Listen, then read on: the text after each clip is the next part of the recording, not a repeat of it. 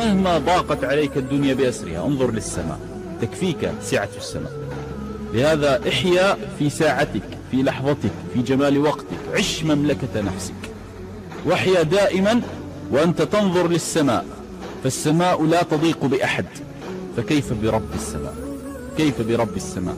ما أوسع الله الأرض إلا لتأويك وتحتويك، وما رفع عنك السماء إلا لتنظر إليها بسعادة ولهفة، وما أجرى لك الأنهار إلا لتمتع العين بها، وما أرسلك الجبال إلا لتتسلق عليها متمتعة بجمال الكون بأسره. لهذا لا تضيق ذرعا ولا تجعل قلبك يضيق مهما كنت ومهما عانيت، فإن الله عز وجل شان بيده المقادير.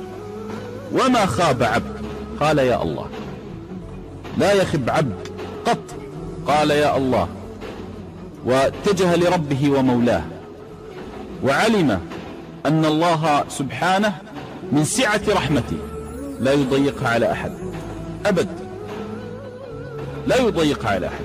فحتى تحيا سعيدا مطمئنا ألقي كل الهموم من قلبك في بحر الرجاء وحسن الظن بالله سبحانه وتعالى. على ماذا تحزن؟ تحزن على ضائقة مالية؟ الله لم يطالبك بعمل غد، فلا تطالبه برزق غد. والليل لن يبقى سرمدا على الدنيا، والهم والغم لن يبقى سرمدا عليك أبدا.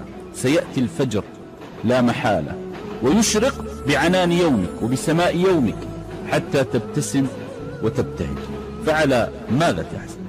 تحزن على أبنائك؟ تريد أن تؤمن مستقبلهم؟ من أمن مستقبلك؟ أنت. ألم تبني مستقبلك بتوفيق من ربك؟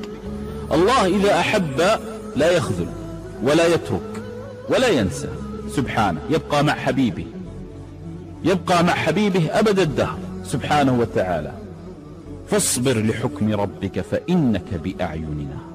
ما أجملها من آية، أنت بعين الله إن صبرت على أمر الله.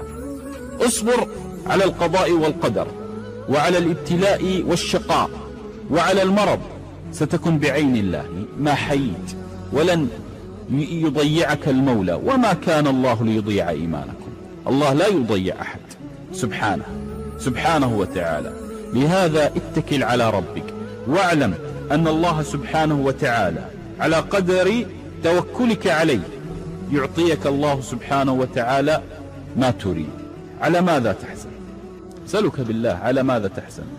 على أنك لا تستطيع أبدا أن تجتمع مع أهلك، ابتعدت عنهم عن وطنك وتغربت، فوقع في قلبك الحزن لأنك بعيد عنهم.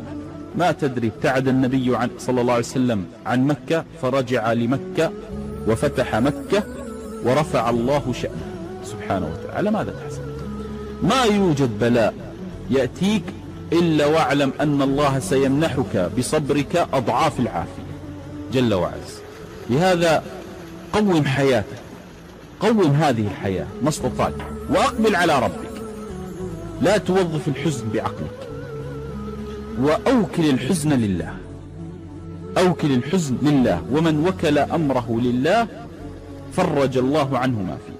كم من حزن يعتريك فتأتي لمقومات العقل تفقد أسس الخروج من الحزن، ما تستطيع، لكن الله يجعل له باب لن يخطر ولم يخطر على بالك ولا على بال الأمة جمعاء. كلنا يذنب، وكلنا يقع بالخطأ، وكلنا تجتاحه الشهوة والنزوة والشقوة، كلنا، لكن الله يعاملنا بعين محب، لا بعين عقاب، ولا بعين افعل ولا تفعل، بل يعاملك تب واستغفر سبحانه وتعالى.